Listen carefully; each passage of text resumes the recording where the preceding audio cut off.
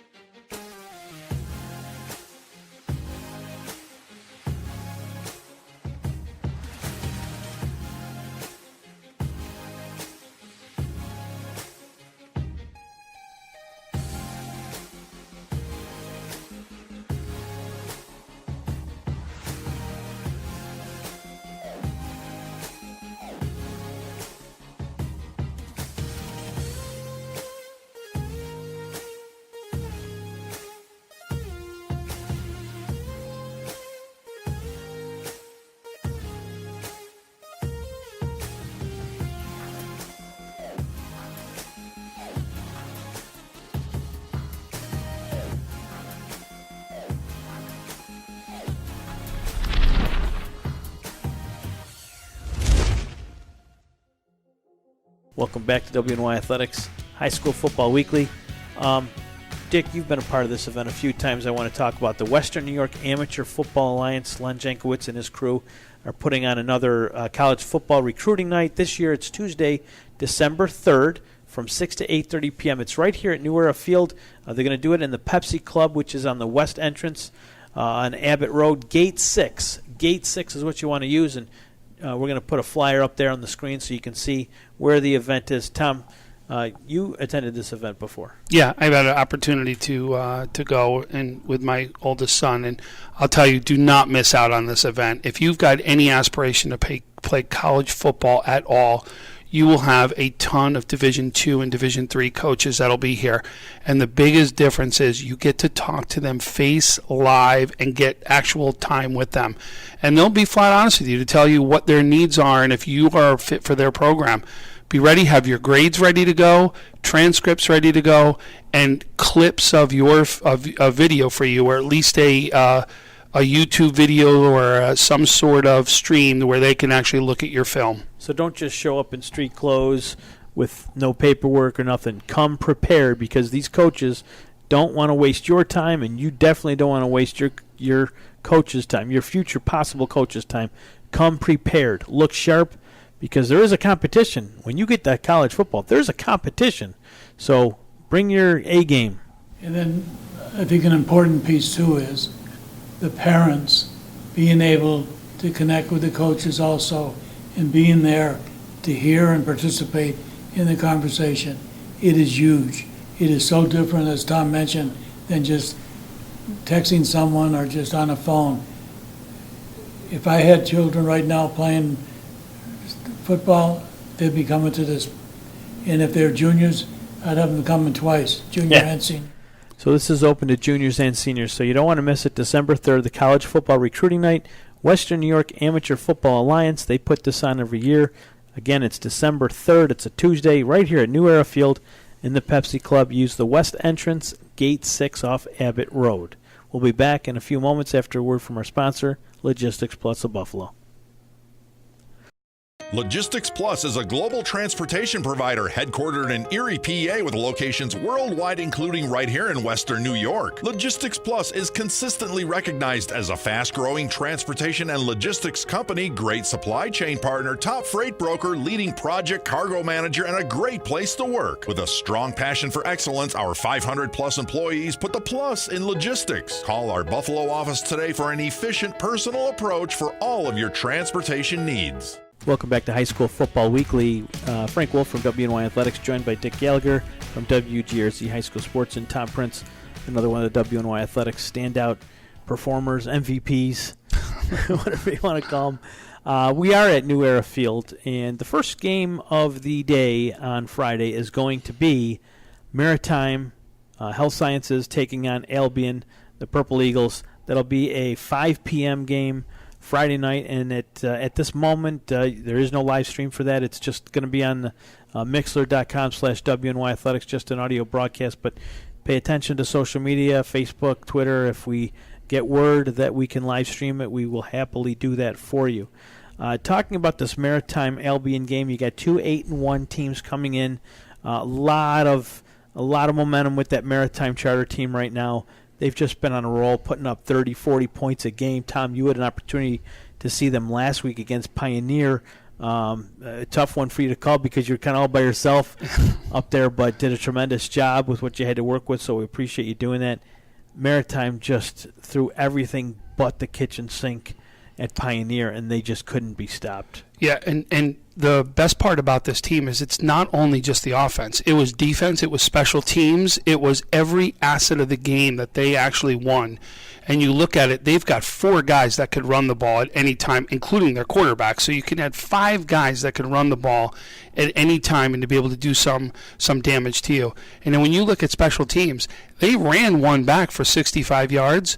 What wasn't talked about is there was a second one that was run back in that game from a special teams that got called back due to a penalty.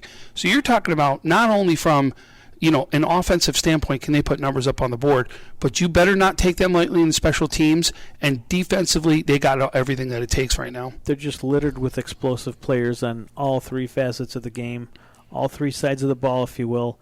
Ty Parker's done a very good job in taking over the head coaching position from Charlie Comerford.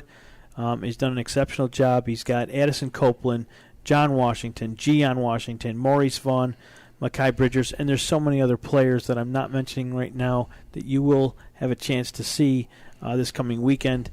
I expect Maritime to continue rolling, but Albion, they got here too. I mean, they're not just coming here to show up for a free T-shirt.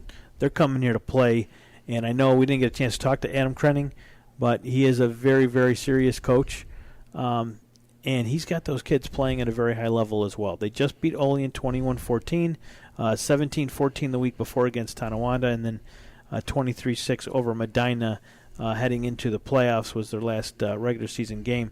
Here they are, and they're going to run into this Maritime team. Dick, you've been hearing a lot about them. I mean, it's just a tough matchup for Albion, but like I said, they're not just coming here for a free T-shirt. There's been times, and I don't have an exact game, that you come to the stadium and you expect this team to wipe out another team, and all of a sudden it's the reverse. And it's like, how did that happen? Well, you don't know. You're dealing with kids. You never know what team's going to show up. But you look at Purple Eagles, they haven't won a championship, I think, since 2000. And no, they haven't won one since 1987. And take a look at Dick Domenico and the record that they had. But Adam Crenning's done a good job. They got some good players on the line. Brilliance Johnson's got the best name in quite a few decades, I think, for football. But I just think right now, the way Western New York Maritime Health Sciences is dominated, they're going to be tough to stop. You take away the 40 points that Canisius scored on them, shutting them out, and showing how good Canisius and other Catholic schools play. You take a look at what they'll do is they have so much athleticism, so much talent. Copeland, he'll be going big time. Who knows if a few other kids aren't going to go big time.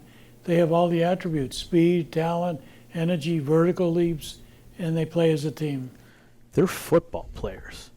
I mean, they're athletes, but these athletes are football players. They just have a nose for the ball. They're quick to the ball. It's not like one or two guys going and chasing a kid down. It's like all men attack the football at all times. That's like Charlie Comerford, old school football right there. There's a lot of Charlie. He has his fingerprints over his team. Not taking anything away from Ty. He's doing a phenomenal job. But that's just a tremendously physical football game, and I expect it to be a very tough game for Albion. But like you said, Dick, how many times have teams come in here we expected just a couple? We just talked to Franklinville-Elkville coach not too long ago. A couple years ago, they came here. We expected them to just crush Maple Grove. Well, no one told Maple Grove they were supposed to get beat bad. Maple Grove won. Or Maple Grove Bennett back in the day. Yeah. That was a big one. But I will say this. Look for the quarterback play at Albion. Thomas Formansky can throw the ball. This is a kid from a baseball standpoint that can throw the ball 87 miles an hour right now. He's a gunslinger. He can throw the ball. Do not estimate what Albion can do from an offensive perspective, and especially what he does from a leadership perspective. He's a quiet leader, and he actually does it by example out on the field. Do not put down that or don't underestimate what this Albion team can do, led by the quarterback, Thomas Formansky. So that'll do it on the Maritime Albion football game. We're going to talk about many other games in just a few moments. You'll hear from Eric Rupp. You'll hear from Craig Dana, a number of different coaches from around Section 6 who are playing this weekend here at New Era Field. Tom, you had some wonderful conversations with a lot of players. I think you met with pretty much every team except for Albion. Why don't we take a look at your interview that you did with the kids from Orchard Park, your favorite team. Here's a look at that interview. I'm Tom Prince with Western New York Athletics, and I am here with the Orchard Park Quakers, the AA second seed that come in. You've got what you've been asking for, you guys. You got the rivalry game. I consider this to be more of a rivalry game than what you guys see in rivalry week, right? Lancaster, Orchard Park, you can't ask for more. With me today, Mike Pataki, wide receiver linebacker. And I'm going to tell you, if you could, you need to see this haircut. Boy, this is something for the ages, I'll tell you that one, right? Well, I also have Jacob Schul here, cornerback. Matt Wagner, offensive tackle, long snapper. Chad Gloss, linebacker, punter, wide receiver. And your quarterback, Jack Sharp. So listen, you've got a chance to play already one time, right? Your defensive was unbelievable in that game, especially in the second half.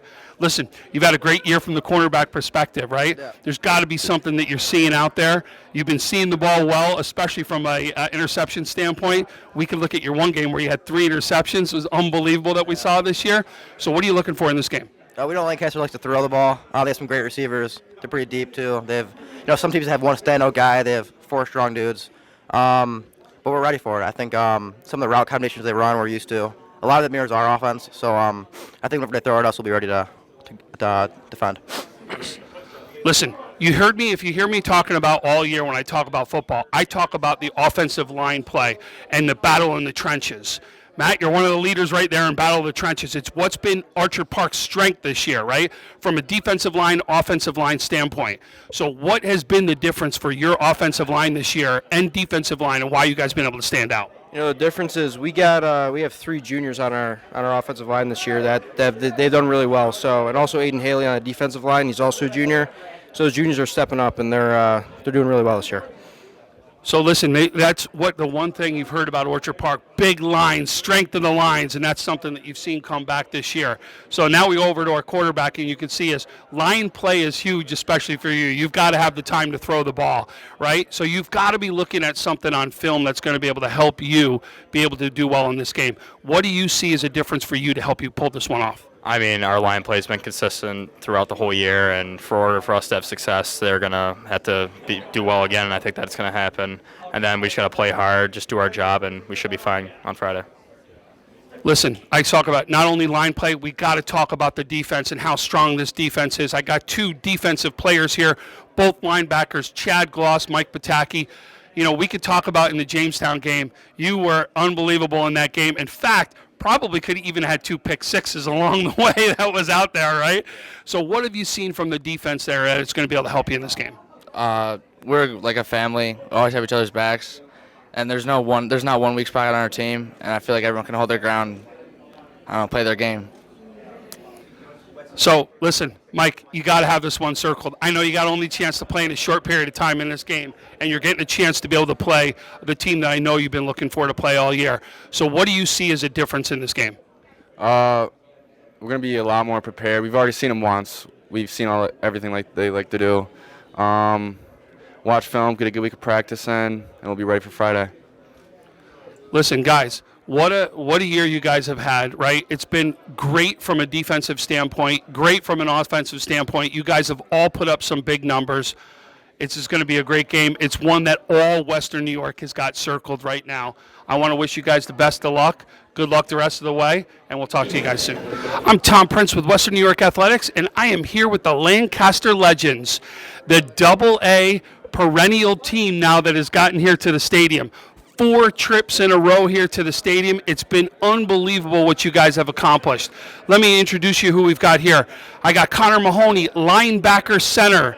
Jason Manziel, your quarterback. Sean Davis, wide receiver, offensive linebacker. Ethan Jerkowski, free safety, wide receiver. And Matt Marshner, linebacker, fullback. Boy, you guys have had an incredible season. One of the harder schedules, too, in Double-A that you've actually had a chance to do. So you've had a chance now to play Clarence. You lost him one time. You got a chance to play him again and win that game, right? So you got to revenge a loss. Your other loss is now against the Quakers. You've got a chance now to go ahead in there. There's got to be something on the film, Jason, that you're looking at. What are you looking for right now to help you in this game? Well, to start, we shouldn't turn the ball over 4 times against them. That definitely hurt us. Really, we did fine against them offensively, but those turnovers, you can't win a game with 4 turnovers. Just can't happen. So we got to come out, execute like we have the last 2 weeks, and I think we should be fine. Listen, from a standpoint, Ethan, they like to throw the ball. There's no doubt. They've got a big quarterback on their side of the football, too. So you know they're going to be throwing the ball, and a defensive back or a free safety, everyone is going to be huge in this game. What do you see as a difference that you see in this game? I think confidence and not hesitating is a big thing with our secondary, our outsides, everything like that. I think going into this week, we're not going to be as hesitant to make plays on the ball, getting the guys in our zones and stuff like that. I think practice has been a lot more serious, a lot more focused and locked in, and we've definitely made huge strides since the last game. Fantastic. Listen, you all hear me. I say it game after game. It doesn't matter what the game is. I look at trench play as a big deciding factor in any game. You're playing both the offensive line as well as from a linebacker standpoint. You know this is a tough defensive line. You also have a very tough defensive line. So what do you see as a difference to be able to overcome or win the battle of the trenches? I know our O-line is much smaller than them. They have some big boys up front, but we just need to be fast off the ball and contain sharp, and I think we'll be fine. Listen, weather could be a factor in this game too, right? It may mean running the ball is going to be something that you're going to have to do for both teams to make it as a deciding factor. You've got a chance. You're going to get a chance at the fullback position to help with that running game, right? So what do you see as an advantage to be able to help you guys run the ball? I mean, we definitely, Cody Phillips, really good running back. Our offensive line, we might not be the biggest, but we definitely have the most heart. We're going to drive him back, and we're just going to ground and pound. Listen, I've seen for years, right? Lancaster, the last 4 years, I did not have the biggest offensive lines that have gotten here, right? It has been more about coaching, setting up the right positions, being in the right place at the right time, and that's one of the things that'll come into play. I know your coaching staff's got you ready and will be big for this game, right? So what does practice look like this week in order to help you for this game? Really serious. We can't be joking around anymore. This is playoff time. There's no more redemptions. You lose, you're out. So we're very serious. We're all over the place just because we don't have turf, but that's not going to help or stop us from being focused. Listen, no doubt, like I said, you guys, a perennial team deserves to be here. Another fantastic year. You've turned it up when the time needed to most. You know this is a game. I know your rivalry week is Depew. I get it, right? But I'm going to tell you right now, if you don't look at this as a rivalry game right now in Western New York, I don't know what is a rivalry game. So listen, I wish you guys the best of luck along the way. Good luck. We'll see you guys at Friday night. Thank you. Welcome back to High School Football Weekly. We're talking about the Western New York Maritime Health Sciences football team. Tom, you had a chance to catch up with some of those guys, Addison Copeland and a few of the others. Why don't we hear from those guys from the Falcons, your interview with the Falcons? I'm Tom Prince with Western New York Athletics, and I am here with the Class B champions, Maritime Health Sciences. Wow, have you guys had a fantastic year. Let me introduce who I've got with me. John Washington, running back linebacker. Addison Copeland, wide receiver, strong safety. Makai Bridgers, running back linebacker. Shaquem Mallory, center linebacker. And then T. Ryan Vernon, defensive tackle, offensive lineman. Boy, you guys have had such a fantastic year. I'll tell you what I saw in the last game. Again, I'd repeat it. I couldn't believe what I saw every facet of the game. It didn't matter whether it was special teams, offensive, defensive, unbelievable plays that I saw. One of the big guys that had huge plays is over to the left of me, John Washington. John, what do you see as the difference in this game coming up here? Well, in this game, we watch a lot of film. We focus. They are a good running team. They can pass, too, a lot of good short routes. But, we're going to put it together. We're going to get ready for these guys. So, listen, another person from a running back standpoint, Makai Bridgers, you had a big game against Pioneer also. Something you've got to look from a running back standpoint in this game to be able to help you out. Just to find them holes when our linemen push the defensive line out the way, because I know that our lineman is capable enough to block anybody in the state of Buffalo. So, in the city of Buffalo, we had the best lineman to block for us, so I feel like we can get through the holes better. So when you're talking about the lineman, it's got to be the gentleman standing behind me, T. Ryan Vernon. Listen, they're talking about right now defensive line, offensive line. The line play is going to be huge. It was something that was huge in the game against Pioneer. One of probably the best lines that you saw, and you guys did very well against their line. What do you see as a difference in this game? I feel like, we've come a long way, and we're all working our hardest because of where we came from and how hard we worked to get here. So I feel like we're ready to give it our all and put everything we have into it.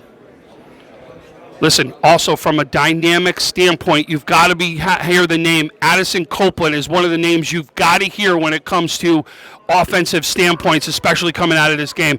Addison, what do you see as a difference in this game? I see they're a little bit better tacklers than Pioneer. I saw it on tape. It wasn't too many broken tackles. So we just gonna have to bring our A game. We're gonna have to make sure that we can hit the holes right, find the cutback lanes, and as always, the line's gonna block for us. So we gotta make things happen.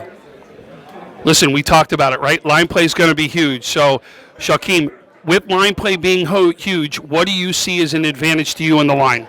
For our advantage, we have on our line. We have 3 seniors. With that age comes great with our experience. From last year, we learned from a lot. Ryan, myself, including Darnell Gray, Eugene Davis, and David Wright. We all work together. We're all together, and we should do good come Friday. Listen, in the last interview I did at Game Time, you all said you had such a great game, and Coach had no reason to yell. The question is, did he?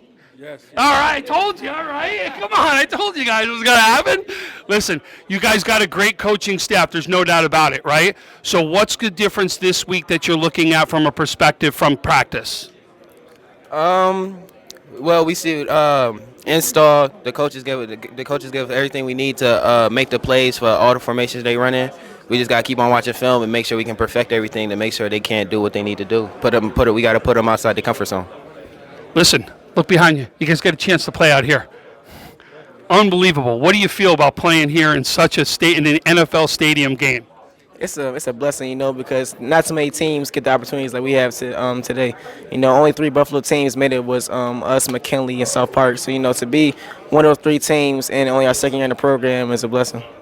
Well, listen, guys, #1 seed, Class B champions. You guys have had a fantastic year. Looking forward to see what you guys do the rest of the way. Good luck in your game, and we'll talk to you guys real soon. Thank you, sir. We didn't get here by accident. It starts with a plan to protect your future, to invest in your future. It started with Scroy Financial. Plan, protect, invest. Scroy Financial. We needed a plan to protect what matters most. By investing in our future, that all started with Scroy Financial. Plan, protect, invest. Scroy Financial. Welcome back to High School Football Weekly. Frank Wolf from WNY Athletics with Dick Gallagher from WGRZ High School Sports. We are joined actually by Jake Burkholder from Southwestern and Bill Atlas from Wilson. And you may think we're playing in the semifinals, but we are not. These two teams are going to actually play at New Era Field, and it's like a long time coming. We saw it pretty much for the first few weeks that it was shaping up to be a Wilson-Southwestern final. We can have fun and speculate. You guys can't. You have to look at week 4 and then week 5, but, Dick and I and everyone else can kind of sit back and just enjoy the seasons that you guys had, and obviously commend you on perfect seasons to this point, 9-0. The last time you lost a game, though, was down at Southwestern. Mm-hmm.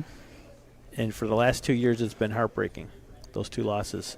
But Wilson, you got here. Yeah, finally. This team's been standing in your way. And Jehu's not here to enjoy this particular moment, but I know you and him worked very closely together, and his fingerprints are on this team just as much as yours are now. Yep. And Bill, you have your young son now playing quarterback there. I say young because I'm 40-something years old. But he is a senior. He had to sit back and kind of wait for his moment, and it's here now. And he pretty much solidified that last week with that Hail Mary touchdown, 70-plus yards to get you here. First of all, I know you're super proud to be the coach of Wilson, but just talk about how proud you are of your son. Yeah, it's been a great experience watching him grow. Steven's a great quarterback. He's actually doing some great things in college right now. And I think it was good for Bobby to be behind him and learn the ropes a little bit and get a little bit stronger.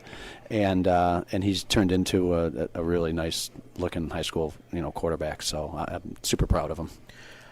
In that game, I know Drew Westmoreland wasn't able to finish, but we had talked earlier. He's ready to go, and he's been a guy who's been through the war with you guys. He went down to Southwestern, a big part of your football team. Just talk about how he's feeling. I know he's not here today, but just what's going through his mind as he gets ready to play at New Era Field for the first time. Yeah, he's ready to go. He actually is here. Okay. Yeah, no symptoms at all, and I know. You always worry about head injuries. If this was 20, 25 years ago, he probably would have played the second half. But I'm glad they kept him out because you never know with those. So, but we've had him on the elliptical, had him lifting. He'll practice today, and we've had no signs or symptoms of any type of head injury. So it's been great having him. I mean, I knew at a young age when I would coach him in youth that he was going to be a great football player.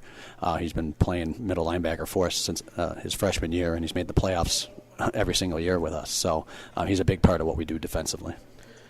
The one player that really stands out, or who has been standing out for the most part this year, is Declan Ferry. Just talk about how important he is to what you guys do, your game plan, and just how much he's matured as a player these last few years. Yeah, a lot of the stuff we do offensively is really concept-based, so I don't want to go into a game saying we're going to get this guy the ball because I think that's pretty easy to defend. So there's some weeks we've had to lean on him very, very hard, and there's other weeks that someone wants to take him away and someone else will step up, which is good. But since the playoffs started, we've really needed to lean on him, and he's run great routes. He doesn't drop the ball. He's a great, big-size athlete, and one of the big reasons why we're where we are right now. Did his dad play for Wilson? He did. His dad played on this field in 1990, the last time Wilson was here. So it's been close to 30 years Yeah. Since Wilson's been here. But you did it. You guys made it. We've been talking about you guys getting here. And, when did it become clear to you guys that this was a real possibility? Was there a game this season, maybe before the season? Actually, I remember seeing you guys at one of the 7-on-7s or scrimmage, and it just didn't look like things were clicking right then and there. So, there was some work to be done. You guys got it done. You got here. But at what point in the season did you take a look at and your staff sit back and say, this is a real possibility? Yeah, here. and I remember the day you're talking about those 7-on-7s, and I tried to tell the guys, we're still young at some spots. It's still early. 7-on-7 is a lot different than 11-on-11 tackle football, and I wanted to make sure they understood that too. There's certain things that you can and can't do. It doesn't really give you a good feel of what the season's going to look like. I think going in, Dick touted Akron as being one of the top teams in C North, and going into that game, once we were victorious there, I knew we really had a shot that we were rolling. My guys never want to make it easy on me, so we weren't really winning by 4 or 5 scores.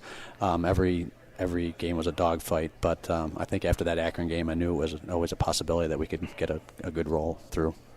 You have a senior-dominated team. Yeah. And we always have small rosters. It's tough to get guys that want to play and stick around. So we finished the season before we brought guys up with 20 players, and 12 of them are seniors. So we'll have some holes to fill for next year, but we'll keep rolling. When you look at your success in the last 3 years, and you've had other success, you can't beat it, and particularly keeping all those kids playing football and with the challenges that you've given them. Yeah, and I just really hope that, and I try to tell them, sometimes I even have some guys on the roster now that were sort of on the fence whether they wanted to play. I just explain to them it's the best game ever created. There's no other time in your life you'd be able to do that than right now, and you're going to really be disappointed in yourself if you don't play.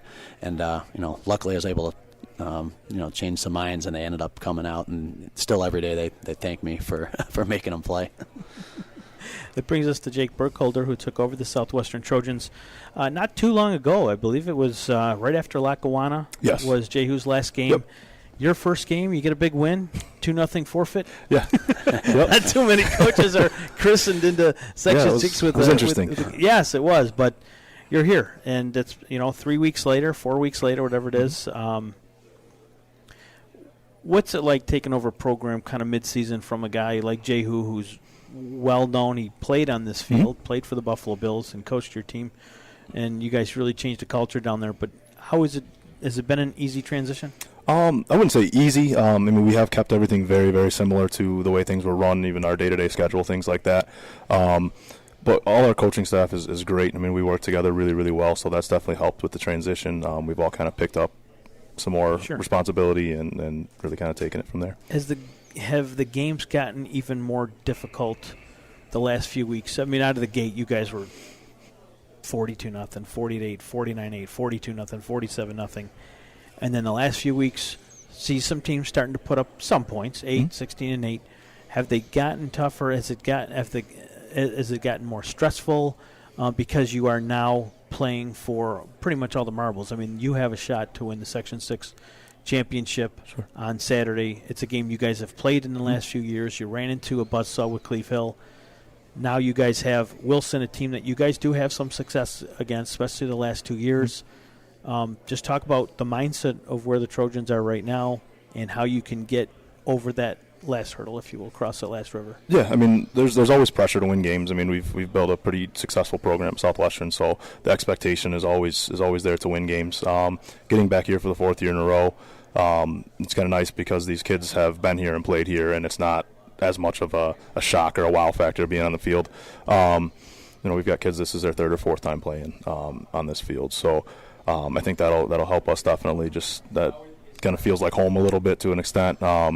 And then our goal is to win a state title. So with that as our expectation, we're not looking by anything. This is the next game, the most important game that we have. But with that as our main goal, that's our focus and that's our drive, and that's really what's lighting the fire behind these kids. Aiden Kennedy came in, assumed the quarterback position from Cole Snyder, who's down at Rutgers right now. How has it been for him to take over the reins from a quarterback who's a Connolly Cup favorite last year, a finalist?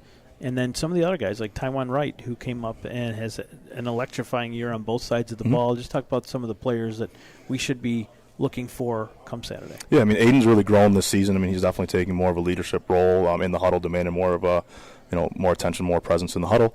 And the Taiwan and Conrad, Cooper, all these guys that are just getting more and more comfortable and really leading by example and helping the kids that are behind them and the kids that are next to them. So we're we have coaches on the field at all times, which is nice. These guys know the system. They know things in and out. They recognize things and are able to make adjustments on the fly. I got to ask you, have you had any discussions with Southwestern about coming back next year? I know a lot of the players have been advocating. Is it something you could even think about right now, or is it just it's playoff, let things will happen on its own? Sure. Right now, this is our focus. This week, Saturday's our focus. Everything, we'll take care of that at the end of the season, and then see where that goes. So it's been a joyride, though. Yeah, it's a blast. I love it. I graduated from Southwestern. I was fortunate enough to be able to play on this field a couple times. So it's fun. Okay, it's fun. So it'll be Wilson, the Lakemen, and the Southwestern Trojans this Saturday, 6:30 p.m. The Class C Section C Championship. You'll definitely be able to hear that on Mixlr. Hopefully we'll be able to live stream that for you, but if not, at least you'll have it on the Mixlr, which is a internet radio. It's a free subscription. You can listen to it anywhere. I listen to it on my phone. I just listened to the Wilson game last weekend when I was down in Cortland, so I know you can listen to it wherever you are. Either way, guys, best of luck. It's going to be a great game, and a game that you as coaches will never forget, and, of course, the players too, which is what it's all about. And best of luck, and may the best team win. Thank you. Thank you very much. Right. Thank you very much. Coach Ellis. Thank you. Pleasure to see you again. Good luck. We'll be back in just a few moments. We're going to talk to our Class AA coaches, Craig Dana from Orchard Park and Eric Rubb from Lancaster. Why do you exercise? To look better? To feel better? To drop a few pounds? To train for an event? To defy age? Or to keep your ability to say yes to the things you love to do? Whatever motivates you, G&G Fitness Equipment is here to get you there. Treadmills, ellipticals, rowers, bikes, home gyms, and accessories. We'll pair you with the right equipment, teach you how to use it, and be there every step of your fitness journey. G&G Fitness. Your goal is our goal. Welcome back to High School Football Weekly. Tom, I know you've been doing tons of interviews all day. You've been running ragged around New Arrow Field today, but you're no stranger here. Your son's played here. No, Zachary got a chance to play here twice. So he got here, played here 2 years in a row. The first time they won, the second time he lost, and first one was against Ken West. Second one was against Lancaster. And I'll tell you, he was fortunate enough to be named actually the defensive MVP twice by Dick in both games. Wow. Well, we're forgetting a couple interviews you did.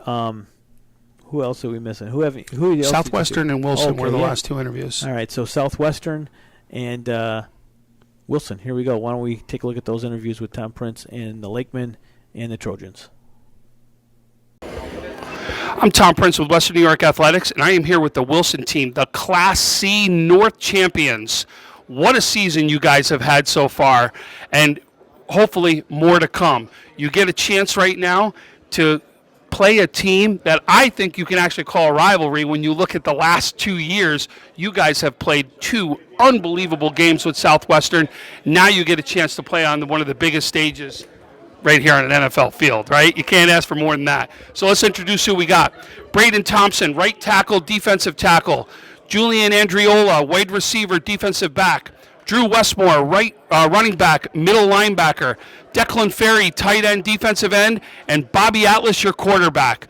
What a season this year, guys, that you've actually had out there. So you've got what you've asked for. You get to the stadium. You got Southwestern. What are you looking for? We're looking to win. We're looking to win. I think a lot of people are counting us out early, but we're undefeated too. We're at the stadium for a reason, and we want to show everybody that. Listen, the one thing that you guys have that we've talked about from your team, it is a great team performance that you guys have done all year. It's been a team that has done everything. Is that something that you see, the team effort? What do you see in practices to make this a whole team effort? Yeah, we're all a family. We've been growing up together, playing together for the last 10 years. So just get to grow up together, play with those guys. You want to fight for them. So listen, it's a matchup you've been waiting for. You probably have circled on in the beginning of the year, right? So what do you see in this matchup from your perspective that you've got to come out to be able to help you win this game? There's two teams that are out there working hard, playing and play out. Really got to get a fast start to on this game. Just come out there, really show them what we're about, and just play a full four quarters of football. So listen, Bobby, they're going to look to you. You're their leader. You're their quarterback. You're the one who's going to be in there, right? What do you see as something that can help you from the quarterback perspective in this game? Really, it's just pre-snap reads. It's about seeing what the defense gives me right before the snap. We're going to look to get the ball into the boundary and get the ball out to my guys who are going to go out and make plays. Braden, I talk about year after year, game after game. I'm real big on the trench play, right? The trench play to me can decide a game, that especially in high school football. So what do you see from a trench play out there for Wilson to be able to help them in this game? I mean, they're big guys. We're really small. We aren't bigger than a lot of schools, but we play with a lot of speed and a lot of technique, and I think that's going to really help us win the battle in the trenches this week. There's no doubt. And in fact, you see all throughout here, we got trench trophy people all throughout here. And what is the one thing that they're looking at all the time is technique, making sure you're doing things right. And that's something that is going to be huge in this game, right? So you've seen it. They've got a huge attack, especially from a quarterback perspective, a running back perspective, from the DN. There's speed there. Can you match up? Yeah, I think we're actually more speed than we are power. So I think as long as we get in there fast, disrupt something that they're not used to, just give them it all. They haven't seen much of a pass rush throughout the South, and I think we the North. That's what we're going to bring. Listen, guys, I wish you the best of luck. There's no doubt that you deserve to be here. You've had a fantastic season. You need to make sure that you're applauded for that. Want to wish Wilson the best of luck. Good luck. And you get a chance to actually get your game right here at the stadium, which should have been the stadium game probably the last couple of years. Wish you guys the best of luck. Congratulations. I'm Tom Prince with Western New York Athletics, and I am here with Southwestern. What a season these guys have had. The Class C South champions. But, boy, you guys have actually done a fantastic job this year, and it's been a team that we've been looking all year as not only a dynamic offense but a dynamic defense, an all-around team effort that we've seen from Southwestern this year. So let's introduce who we got. Dominic Serto, wide receiver, cornerback. Charles Bailey, tight end. Cooper Panis, defensive end, offensive tackle. Chris Quinn, left guard, D tackle. And Taiwan Wright, your running back linebacker. I'll tell you guys, it's been a dynamic year that you've had. One of the biggest things that you're going to see in this play is Wilson is very good as far as line play goes. They're going to be in the right place, right time, and it will be a game in the trenches. So let's start in the trenches. What do you see as a difference in this game? They're kind of small, smaller than the other teams we face, but we got some size on them. So I see they blitz a lot, so we have our calls in, I guess, so that's going to be fun. Yeah. So listen, also from a defensive standpoint, what do you see as the difference to be able to help you be able to win the battle in the trenches? Everyone's just got to do their job and fill the right gaps, make the right reads, and win on the line of scrimmage, most importantly, yeah. So listen, when I got a chance to come down and see you guys in Fredonia play, and I'll tell you, I know it's probably not the best field, but it is one of the best entrances that you could come in Western New York, coming down off that hill. I got a chance to talk to you at the end of that game, and I know the footing was tough, but I watched you be able to break some nice runs, and the running game could be big, especially with the weather that we've had out there. What do you see as a difference in this game to help you run the ball? Just trusting my line and just going out there and having the day and just be the player I know I can be. And so just trusting my line, really. I know that they got me, so I'm going to get yards as long as they do their job. I'm going to do my job. Fantastic. Listen, you're also looking at throwing the ball, the passing game. It's also going to be real effective in this game. And I'll tell you, the one thing is not only is the tight end, the wide receiver are both going to be big plays when it comes on the offensive side of the ball to be able to move the ball down the field. What do you guys see to be able to help you guys in the passing game? We see that their corners don't play that aggressive, and they play up on you, so hopefully we can get some down the field shots and have our tight end open, and hopefully our quarterback throws us good balls and we can end up in the end zone. What do you see from a tight end perspective? I got to do my job both in the run game and the pass game. I got to be able to come in and block for Ty, and I got to be able to go out in the slot and run routes and hopefully catch some passes and get some yards. So listen, I know it's been big. You guys have had this game circled since the beginning of the year. I know this has been your goal, right? But now you get a chance as you're playing a team, as I've been talking about this. Rivalry week is one thing. you got to consider this a rivalry game. I mean, you're talking about the last 2 years have been 2 fantastic games that you guys have played against each other. So, again, big game, big stage now. What do you see as the whole difference in the game?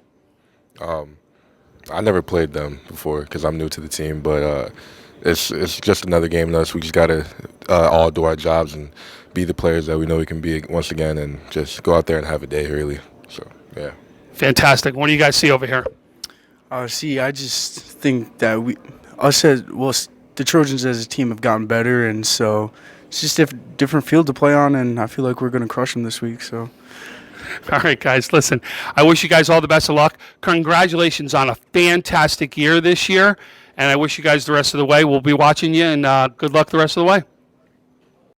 Logistics Plus is a global transportation provider headquartered in Erie, PA, with locations worldwide, including right here in Western New York. Logistics Plus is consistently recognized as a fast-growing transportation and logistics company, great supply chain partner, top freight broker, leading project cargo manager, and a great place to work. With a strong passion for excellence, our 500-plus employees put the plus in logistics. Call our Buffalo office today for an efficient, personal approach for all of your transportation needs. Welcome back to High School Football Weekly. I'm Frank Wolf from WNY Athletics, joined by Dick Gallagher, of course, from WGRZ. And right now we have the Class AA coaches from Lancaster, Eric Rupp, and from Orchard Park, Craig Dana.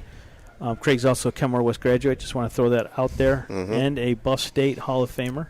That's correct. Soon to be a Kenton Athletics Hall of Famer. Well, I don't know about that, but he will be. We'll see what we can do. We'll get you there. But, gentlemen, it really comes as no surprise to a lot of people that we're going to see Orchard Park and Lancaster once again this season. I think as soon as your first game ended, we said, okay, so how far away are we from the Ralph? So here we are. You had a tough road to get here. Obviously, Jamestown was no walk in the park facing that team. Plus, you had to go and beat Clarence, who beat you earlier in the year. You have 2 losses by 2 points. What's the mindset of the Legends walking into this game with a rematch against the Quakers, and how healthy is everybody? It's been a different road this year for sure. We've had to overcome a lot of adversity. We've had some injuries, dropping those 2 games in the regular season. And with the tiebreakers, we dropped down to number 5. Last 3 years we were 1 or 2. And we got to play all of our home games at Foyle Kling Field. But credit to the kids. They didn't drop their heads. They just said, all right, this is going to be a tough challenge, but we're up to it. So going into Clarence and Jamestown, very tough places to win. Coach Bergio and Coach Langworth, they do a tremendous job. And, credit to our kids. They just worked hard and did whatever they needed to come out of there with the win. Was there a game in the regular season, maybe it was Clarence, maybe it was Orchard Park, maybe it was Depew, but was there a game in the regular season where things kind of came together for you, where you thought that, okay, we've got things back on track here? Is there a point in the season when you just can point back to say that, we're back, Lancaster football is back to where it needs to be in order to make a run to the stadium? Yeah, I think the Monday after the Orchard Park loss was kind of the turning point of our season. The kids just kind of said, all right, this is different. So we've practiced harder, we've prepared harder. Our last 3 weeks of practice have been our best 3 weeks. And, the kids are doing everything that they need to do, whether it's lifting weights, getting on huddle, filling out scouting reports on each opponent, and, just bringing it every day in practice. I feel like we're playing our best football at the right time. Craig, pretty much the same question. You guys had that huge win over Lancaster in their barn, and then you have to go down to Jamestown, and that one then doesn't go your way.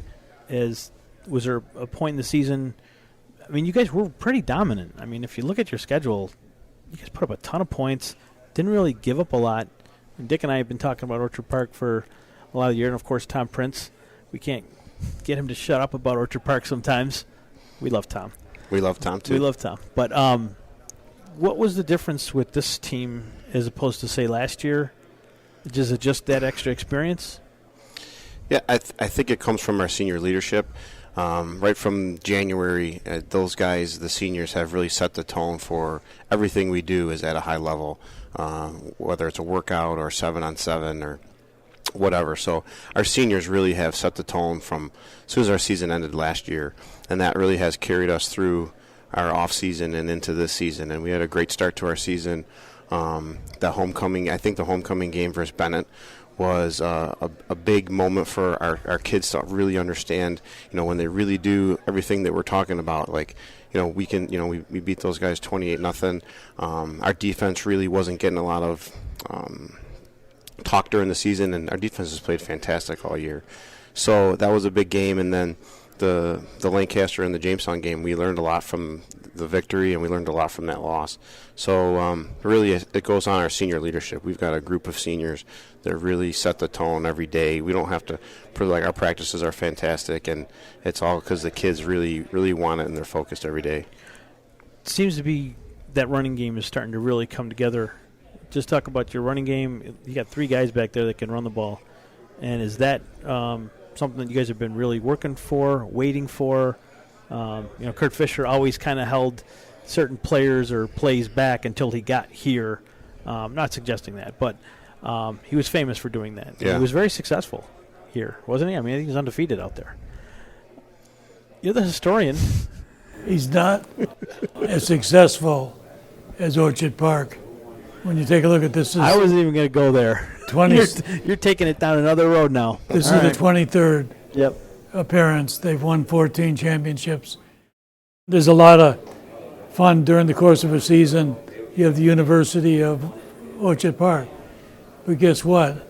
With what the Legends have done in the last few years, it's also the University of Lancaster. And to me, the 2 best teams wind up in AA playing at the stadium. I have no doubt that Len Jankowicz will be there on Friday night. Do you think Gene Tunda will be there on Friday night? I'm not sure if Gene will be there. Gene's already been texting me. He texted me 3 or 4 times this morning. So yeah, Gene is. I learned a lot from Gene. Going to all those sectional games, as a lower level assistant, and then on his staff, as we played here when we made a run and lost to New Rochelle in the finals. So Gene, he's been coming to practice every once in a while and stuff. So I'm not sure if Gene will be there Friday night at 8:00 or he might be watching it on his couch. But Gene's always sending me suggestions, advice, and stuff like that. So Coach never stops coaching, right? Nope, never. So here we are. I mean, this is the AA game. It's Friday night, 8 p.m. That is a game that will be seen on Spectrum. There will be an audio broadcast of that on Mixler. I wish you guys the best of luck. There's some tremendous football players in this game, and really, Dick, you said it the best. Usually the 2 best teams get here, and I think we have that here. Just one quick question. What was your JV records this year? I believe we were 7-1. 7-1? We were 7-1. Wow. Might see a repeat next year. Good luck. Thank you. Well, we're going to cut it back to our sponsors. We'll be back in just a few moments with the Class A coaches. Hey, Josh Allen. Hey, thanks for coming by. Big fan. Really? Yeah, absolutely. I'm all about that teamwork. Yeah, that's West Her. Get the right people, working together, making connections. In fact, show me what you got. I'm going long. Really? Woo.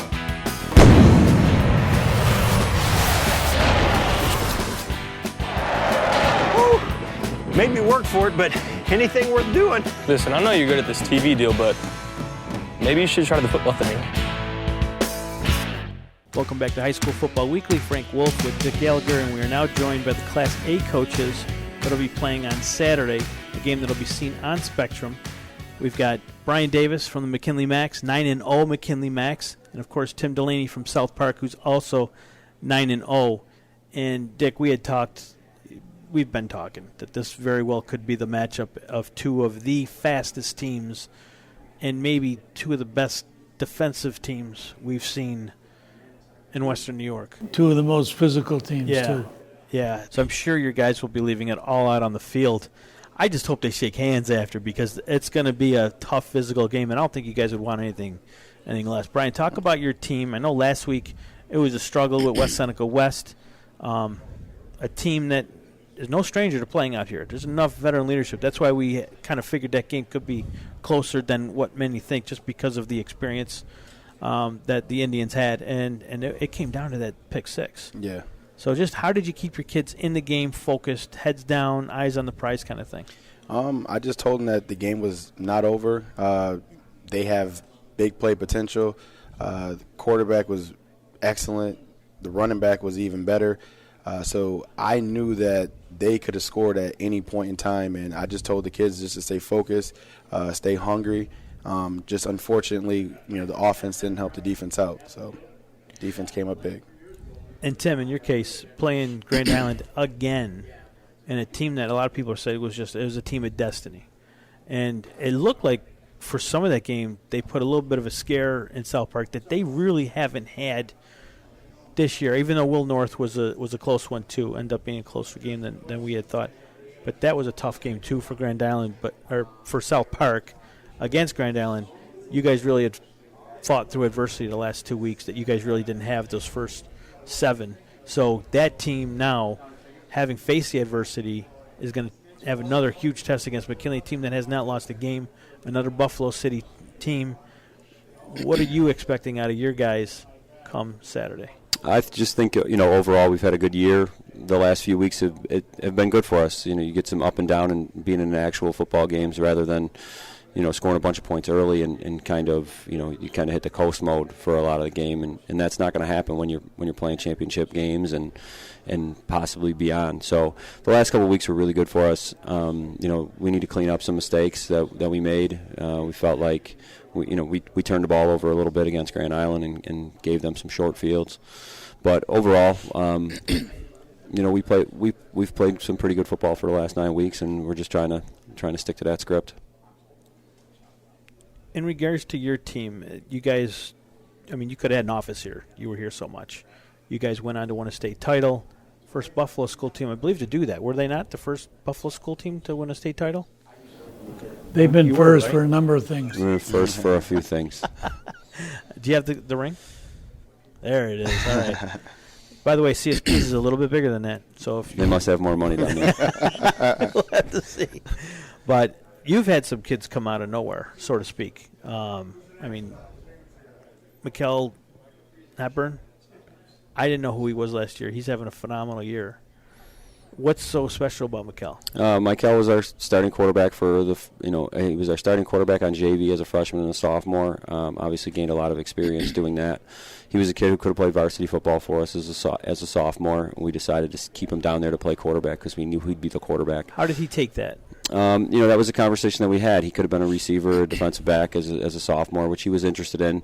But we talked about him playing quarterback as a junior and senior and being a 2-year varsity starter, that we would prefer him to take the snaps down there. And he was agreeable to it. And then unfortunately we got knocked out in week 8. Otherwise he would have been a kid that would have been up with us, in any kind of playoff run.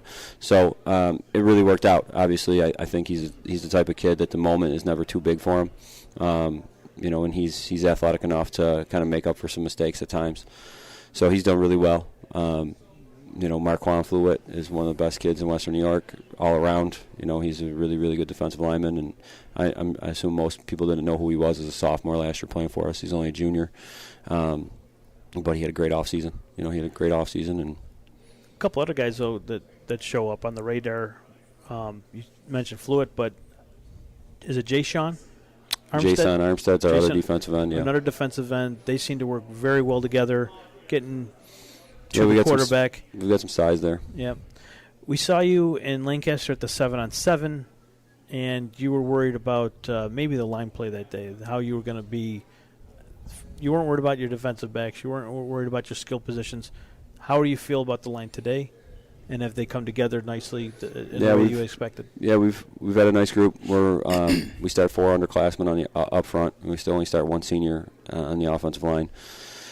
And I think that's always our concern. I think that's a lot of people's concern usually is how is the offensive line going to be in high school football, So we returned a couple of kids that were starters the year before, and then, a couple of JV kids came up. So, and they've gelled together. They play pretty good together. We have our moments where it's not the greatest, but, I think that's a lot of people.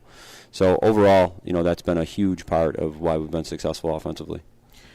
Brian, when we look up and down the McKinley roster, I don't want to say that no one's jumping out at us. It looks like you guys are playing the perfect team game. There's like 10 guys there that are really good football players, and no one's necessarily looking to take the limelight. You guys are just playing a perfect team game of football. How would you summarize your team? I think that's the best way to say it. It's team football. There's not one guy who, okay, this kid, he's the guy, and we got to try to get him the ball as much as possible, like there's been in previous years with McKinley. It's basically kind of like everybody is going to get their shot. Everybody has the opportunity to shine at some point, and the kids play a huge role together, and that's what's been working for us. We heard Takeo Funderburk's name quite a bit. Is it Dejan McGee? DeJuan McGee. DeJuan McGee, your quarterback. And then, of course, Javon Whitfield plays quarterback, too. Mm-hmm. So do you switch on and off, or does Javon get it looks like Javon gets a majority of the snaps. So at first, DeJuan was starting quarterback, and we were going back and forth with a two-quarterback system. Then it got to the point where, Javon, he just had to be the quarterback. So DeJuan ended up playing receiver. So that worked out well for us because he knows what everybody's supposed to do. It's like having two generals out there on the field. Then you got these three guys on defense, Junior Sven, Devon Cotton. Got him. And Sam Moss. Each of them 16, 15, and 19 sacks respectively. That's pretty good. Yeah. Last time I checked, those are pretty good numbers. Is that the strength of your team heading into this game? Yeah, defense? Our defensive line has been outstanding all year. They've put tons of pressures on quarterbacks and just offenses in general. They're fast, they're strong.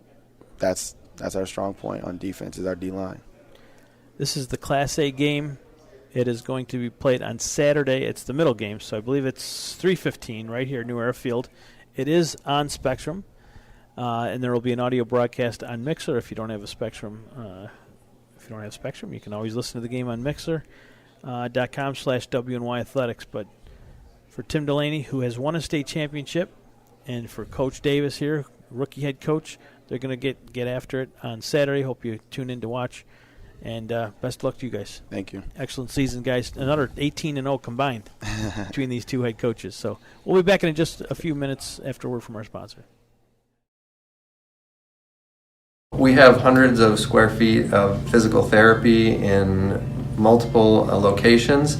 And with the physical therapy, we also have a strength and conditioning bridge program that can help athletes kind of specifically fine-tune their abilities and getting them back to specific sports. For people who are in tune to working with athletes of all different levels, from high school all the way up to the professional teams we take care of, this is a service that's offered through the UB Well program.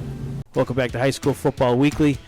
Tom, you had a chance to catch up with the McKinley Macs and the South Park Sparks, Timmy Delaney's boys. Two extremely fast, tough, physical teams. They're going to go at it. Why don't we take a look at those interviews that you did with the Sparks and then with the Macs? I'm Tom Prince with Western New York Athletics, and I'm here at Media Day. And I am here with one of the most dynamic offenses here at Media Day, South Park. What a year you guys have had so far, led by my quarterback right next to me, Mikael Hepburn. I also have running back Keith Jackson, wide receiver Drake Augustiniak. I have Brandon Brown and Anthony Mack. What a team, what an offense this year. Mikael, led by you as the quarterback. What'd you see this year? I didn't even hear what you just said. What'd you say? So what'd you see this year? A lot of good opportunities for me and my team. I mean, we getting the job done. We still going. And you got your goal. First goal is in the season is to get here to the sectional championships, right? You got a big team right now coming up in McKinley. Haven't seen them this year. What do you know about McKinley? They're like fast and athletic. They work hard too. So you've actually seen the film already. Is there anything you've seen on the film so far for that you're going to be able to help you in your game? It's offense really not high powered like ours, so it's like we can easily just try to stop it. So listen, definitely you guys have seen offensive has been something that you guys have been has been a high power for you guys, right? Probably haven't seen a defense right now that you've seen that you're going to see here in McKinley is one of the better defenses that you've seen so far. So offensively, what are you looking for? We're going to come out fast and physical, just how we've been every other game. We got to come out stronger than they are. We got to come out on top. So listen, I know you've thought about it all year. This is your goal, right? How's it feel here to be at the stadium? Man, it feel good, man. I just feel great, man. I just want to play. Man, great experience. We ain't played. We was just moving up from JV, so to be playing on it is better. So, and absolutely, a South Park team gets here often, right? And you've got a phenomenal coach in Coach Delaney to lead the way right now. So, literally, this is going to be a game that you look for. You don't want to look past this game. Look at the chance you get a chance to play on an NFL field, right? Is that a feeling? Is that an awesome feeling or what? That's an awesome feeling. Just to play here, just. Now you playing. Amazing. Well, I played here my sophomore year, but we lost though. So I don't want to come out and lose my senior year though. Get a chance to do something great, guys. There's no doubt about it. Your offensive has been something that has been unbelievable to watch this year. Everybody in Western New York has recognized it, and led by the 5 of you along the way. I want to say wish you guys the best of luck.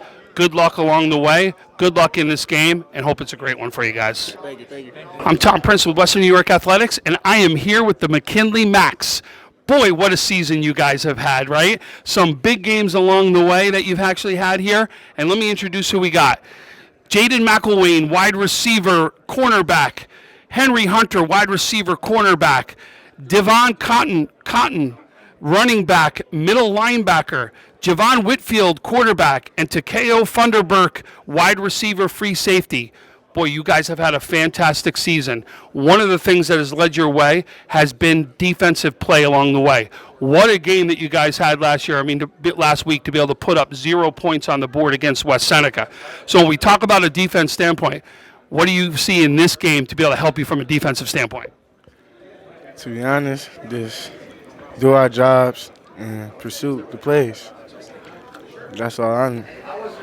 That's it. He ain't going to say much more, huh?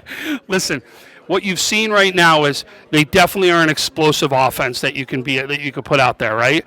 South Park's offense, no doubt, is explosive. So you've got to make sure that you're going to be able to defend this wide receivers, because Hepburn will throw the ball against you guys. So what do you guys see from a defensive standpoint, from a cornerback standpoint, that could be the big difference in this game, or free safety standpoint? Basically, just to keep our eyes open and stay alert and watch out for anything that's coming towards our way. What do you see also from a standpoint? Everybody got to do their jobs and keep everything sorted. So listen, I know we're also talking about a dynamic offense on one side. That doesn't say you guys don't either. There's an offense that you guys have here, and you guys have played a very tough way to get to this point, to the stadium.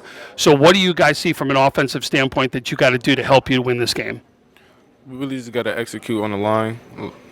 We really just we got to key on one player, number 8. There's some other plays that we got to key on, but that's going to be like our biggest threat. And our running back just got to find the hole and find the lane. So listen, definitely the best dressed guy here right now, right? But listen, you know as well as I do, when you get out there, it's a different ball game. So what are you looking for as a difference in this game to help you from the quarterback perspective? I'm looking for the short routes, and it all starts from the line though, and we're gonna go from there. And our running backs don't have to hit the hole nice and hard, and it's all gonna depend on speed this game. So listen, guys, it's been a fantastic year that you've had. You get a chance right now to play in an NFL stadium right here behind you. That's got to feel good. How does it feel? Feels really good, especially being the first MAC team to do it. And everybody being together as a family to do it too.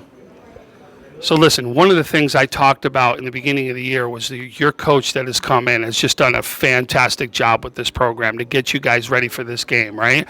So what did you see this year that was different from a coaching perspective to help you get to where you are? It wasn't really much to change, but just the dedication, to be on top of everybody and make sure everybody stay focused, stay healthy, and stay on top of their stuff, on top of their game. So listen, what do you see the rest of the way? What's going to be the big difference that's going to help you pull this one off? It's just who execute more, who play harder. It's just going to come down to the wire. It's going to be a dogfight this game. Yep. No doubt this is going to be one of the best games we're going to see of the day, right? And there's no doubt that this is going to be a close game. I wish you guys the best of luck the rest of the way. Good luck, and we'll be following you guys. Hey, what's up? Super Bowl champ Steve Means, and y'all watching WNY Athletics. Why do you exercise? To look better? To feel better? To drop a few pounds? To train for an event? To defy age? or to keep your ability to say yes to the things you love to do. Whatever motivates you, G&G Fitness Equipment is here to get you there. Treadmills, ellipticals, rowers, bikes, home gyms, and accessories. We'll pair you with the right equipment, teach you how to use it, and be there every step of your fitness journey. G&G Fitness. Your goal is our goal. Welcome back to High School Football Weekly. Frank Wolf from WNY Athletics with Dick Gallagher. We're here at New Era Field, in case you haven't noticed. And our next guest is Scott Kinberg from the Post-Journal.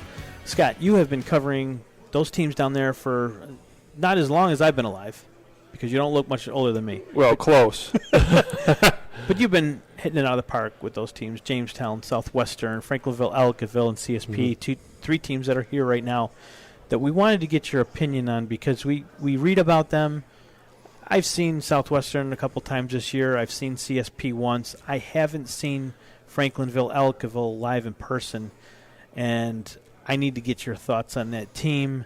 To me, from what I've read and from what limited video I've seen on them, they just look like a really, really nasty team to play against. Yeah, I've only seen them once, Okay. Frank, but that was the game against CSP, and they were tremendous.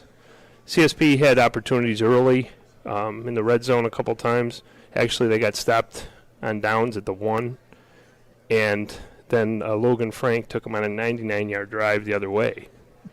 Logan Frank is the real deal. I think it would be a good day if CSP held them to a couple touchdowns, whether with his arm or primarily it's his legs, but he really was tremendous throwing the ball. And on that drive I indicated, on that 99-yard drive, they had a 4th and 18, and he threw a touchdown pass on 4th and 18. So he is the real deal, and frankly probably should be considered for one of the all-Western New York teams. He's just a tremendous athlete, and he's only a junior. Yeah, that's the other thing I noticed about Franklinville, Ellicottville. They have a younger team, so to speak, and their JV team looks pretty good. I mean, the entire program looks like Jason March has that team rolling in the right direction. Yeah. Not that they weren't heading in the right direction as it was. I thought last year they were up a class, and they probably should have been in D. I think their success, right? With Brock Blika and those teams that came through here, I think they were a victim of their own success. Yeah, I think you're absolutely right. Because that D could have been crazy last year with Franklinville. Oh yeah, they're a special team, and good kids. Jason does a great job. And they haven't missed a beat. When you lose somebody the caliber of Chad Bartosik, who moved over to his alma mater, you wonder if there'll be any fallout. Well, not at all. Jason's done a tremendous job, and he's a Salamanca grad as well. Told me he played here at the stadium several times as a high school kid, and so obviously he's relishing the chance to get back. Scott, this game, we've been talking about this game since the first one. They're going to probably end up playing at New Era Field. Can you see one of those instances where CSP can put pressure or work on that rush that they have? And they have a good offensive line there. Good defensive line. They put a lot of pressure on the quarterback. It seemed like that might have been the biggest issue for CSP back, was just at the line. Well, they graduated their entire line from last year. So most of those kids had exactly 2 games prior to that game against Frankville, Ellicottville, and they were green as could be. Now, having said that, take nothing away from what the Titans did. They were that night, they were clearly the better team. Now the question is, how much has the gap closed, and are the Wolfpack, have they leveled things off at the line? Because certainly their skill players are awesome, but can they be aggressive enough to contain reasonably Logan? And if they can do that, and they are primarily a running team, the Titans. So but they didn't do a good job. I think they rushed for almost 300 yards in that game. Yeah. So honestly, if you told me who the favorite was, it would be Franklinville, Ellicottville, and I think Ty Harper wouldn't dispute that right now. The target isn't on their back, even as defending state champs, because the Titans took care of that in week 3. Yeah. So that would be my assessment, that I think the favorite, because of their at the point of attack were so much stronger in week 3. Now we'll see what happens if the Wolfpack can close that gap a little bit. Well, we I had think. I'm sorry. I think both of those teams are outstanding in the D, Class D, and whoever wins that game can go and pursue a state championship because both teams are talented, and particularly when you look at what CSP did last year, and you look at how the Titans have dominated them this year. I'm looking forward to that game because it's smash mouth football, and it's bragging rights. Well, and as I don't have to tell you, Dick, that Class D, whoever comes out of it, historically, from Maple Grove, Randolph, CSP last year, the track record is pretty good for Section 6. Moving forward, it often is, and even back when Jay O'Kalkrick played for Clymer, they made 4 straight trips. We won 4 straight sectional titles. So it's just getting out of Section 6 that is often the biggest hurdle, when you look at the whole state. So I agree with you. Yep. Southwestern has been playing at an extremely high level all year. I don't think anybody didn't expect them to make it this far. Mm-hmm. I think it would have been a huge disappointment if they didn't.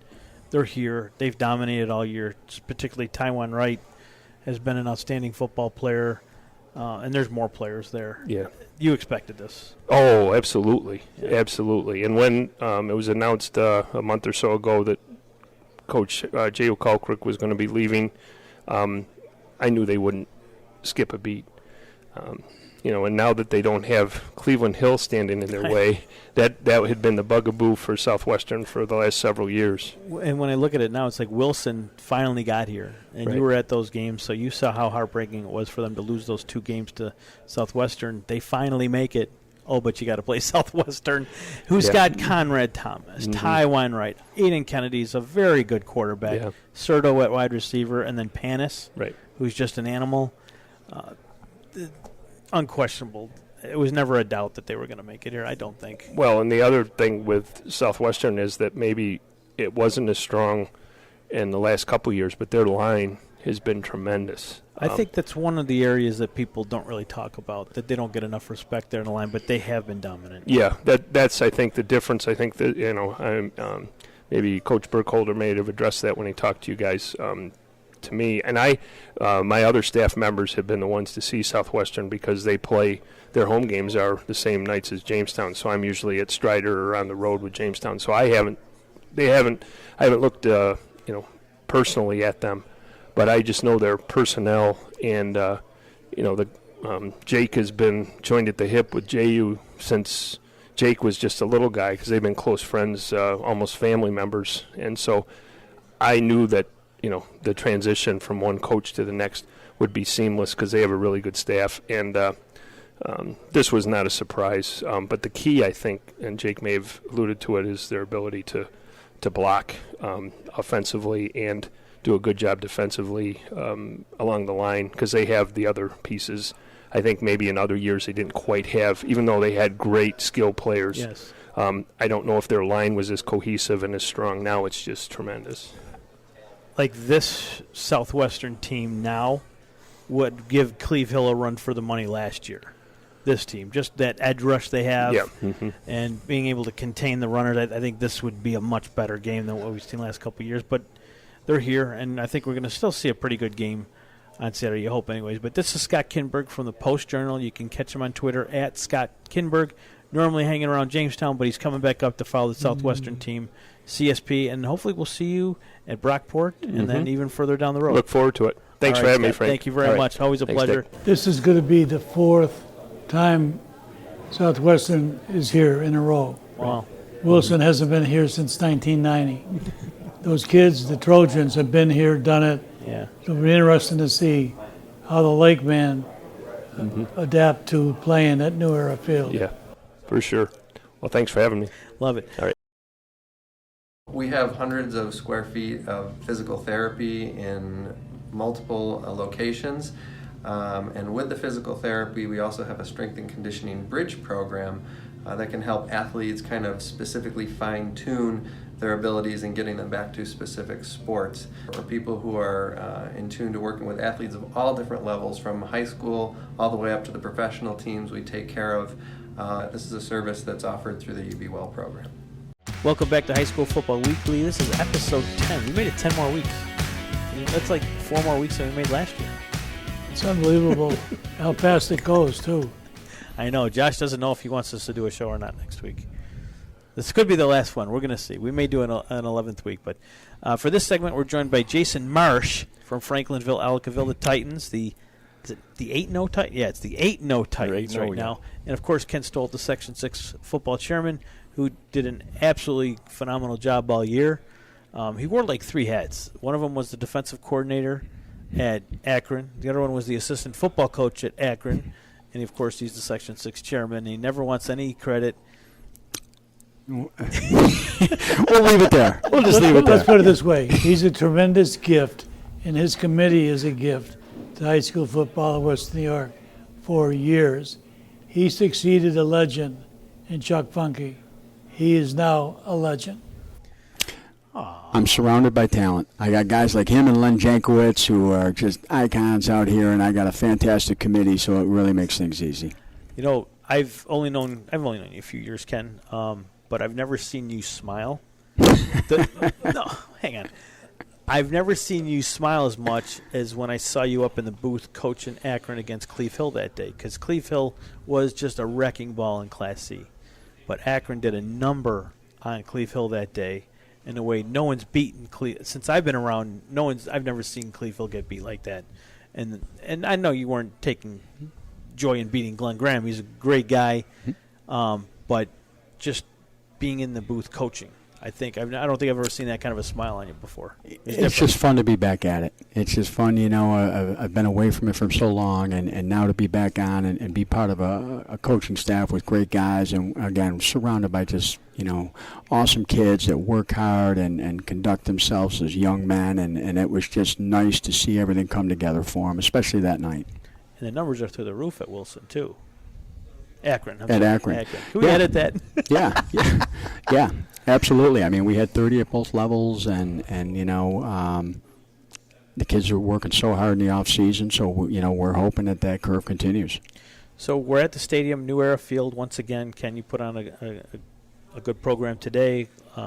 All 10 teams were here in attendance. The head coaches, a number of captains and players, and tons of media here.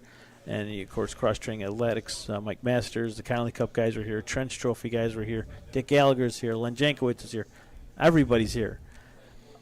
A first-time head coach is here, and Jason Marsh with Franklinville, Ellicottville. We just had Brian Davis on from McKinley, so we have some first-time head coaches here. Jason, your team did a phenomenal job all year. You took over from Chad Bartosik, which couldn't have been too easy because he's been here year after year with his FE Titan teams.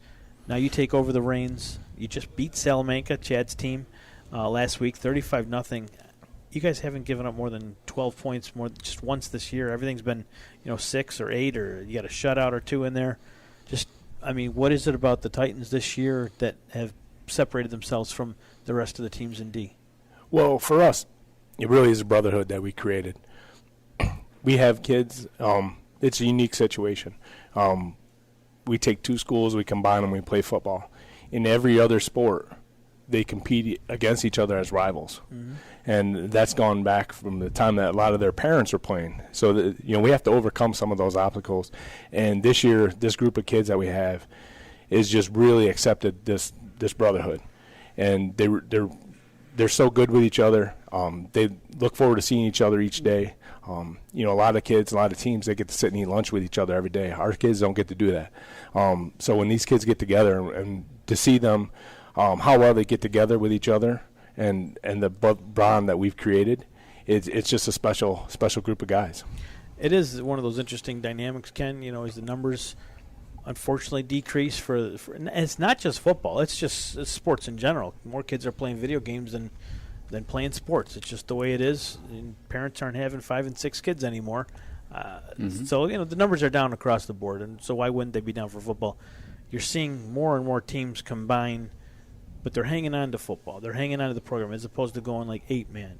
They're combining. Do you think we'll see more teams combine in the years ahead as opposed to go down to the 8-man? Or does it just come down to logistics, how close and how far away you are from? Yeah, I mean, I think a lot plays into that, and the biggest factor is really the enrollment. I think there's only one school in Western New York this year, and I believe it's a charter school, that had an increase in enrollment. Everybody's going down. And, and football seems to get hit the worst, obviously, because, you need 16 people suited up and ready to go before you can even field a team. And even playing with 16 people over the course of a season, the wear and tear that those kids get, it's tough to finish a season. So, I mean, they really need the numbers more so than any other sport. And if you really put that into perspective, because there are teams playing with, less than 20 kids, you can't really have an 11 on 11 practice. It's very difficult to do that, and I think that's one of the things that a lot of people don't really consider when you're trying to get ready for a game.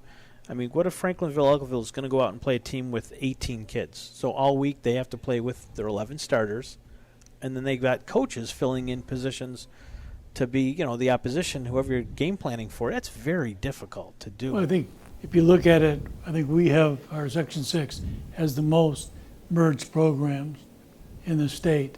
Mm-hmm. And then if you take a look at 8-man football, 2 of the teams are playing 8-man football. Well, there's probably 40, 50 other teams throughout the state playing 8-man football. So it's different time, different generation, and you just have to adapt. So the Titans made it here just not too long ago. I think it was week 3 you played CSP, and it was a 24-8 victory for the Titans. Mm-hmm. What did you see on that Friday night that you may or may not see this time around when you face the Wolfpack? Well, I think, the Wolfpack now, they get a sense of our physicality. Our kids came to play that night. And, that didn't sit well with them. We know that. And that, they're coming off, they're defending state champions, and we know that they're going to come and play extremely hard. I mean, they're probably a little bitter about that game, and we know what we're up against. They're an extremely dangerous football team.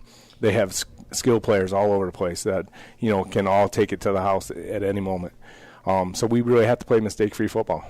And I think I think you're going to see a good football game. Yeah, I mean, Dick, we've talked about this game probably happening a number of times for the past 10 weeks. Definitely the past 7. We knew this was going to probably happen again. To me, it's the game. It could be the game of the weekend. One of these teams could give Section 6 another state title. I think there's a number of teams playing this week, Friday and Saturday, that can go on and compete, not just for a sectional championship, but for a state championship. There's quality, outstanding quality coaches, outstanding quality players. So if they just stay focused and do what they need to do and listen to the coaches, that's why God gave us 2 ears. So it'll be the FE Titans taking on the CSP Wolfpack on Saturday. That is the first game of the day. I believe that's 12 o'clock start here right now. You can hear the audio on Mixler.com/WNY Athletics. Keep your eyes and ears on social media. If we can live stream that one, we will. We'll kick out the link when we know, but there's no guarantee we'll be able to live stream that one. We're working on it.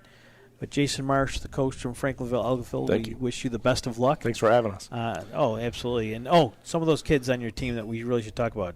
Nicholas Logo, Logan Frank, Tyler Clear, Jordan Granolas, Wyatt Chuddy. Who am I leaving out? We also have Clayton Rowland, Jordan Poplinski. Did you say Zach Wolfer? I did not. Zach Wolfer is one of our. He looks like he could stuff me in a trunk, though. Yeah, he's a tough kid. He's playing super for us on the offensive line, and he's a big part of why we're where we're at. Ken, a couple weeks ago, there was rumors that Section 6 football may go back to the divisions or the league play. Is that picking up any steam at all, or do you expect us to be back in class next year? Or where do you think? Where does that sit? I really don't have an answer yet. I haven't met with the section yet. Actually, in mid-November, I meet with the section athletic council and present the proposal, and I'm sure it'll have to go back to their leagues then for some discussion, and we'll know more, near Christmas time, I'm sure. But, for right now, it's just like any other year. We're planning on going back and doing what we're doing. But, we always want to look at how we can improve things and try to accommodate people at the same time. And, we hear a lot of the same concerns each year. And really, after trying many different formats, the only way to really rectify all of those is to go back to league. But again, by doing that, there's going to be some changes and some sacrifices that schools would have to make to do it as well. So, but we'll see. We'll see how it plays out. But at least each league will have a say, and they want to continue doing what we're doing, or if they want to make the change. So that'll do it for this segment of WNY Athletics High School Football Weekly. We'll be back in just a few moments to talk about that Class B game, Maritime Charter and Albion. Hey, Josh Allen. Hey, thanks for coming by. Big fan. Really? Yeah, absolutely. I'm all about that teamwork. Yeah, that's West Her. Get the right people, working together, making connections. In fact, show me what you got. I'm going long. Really?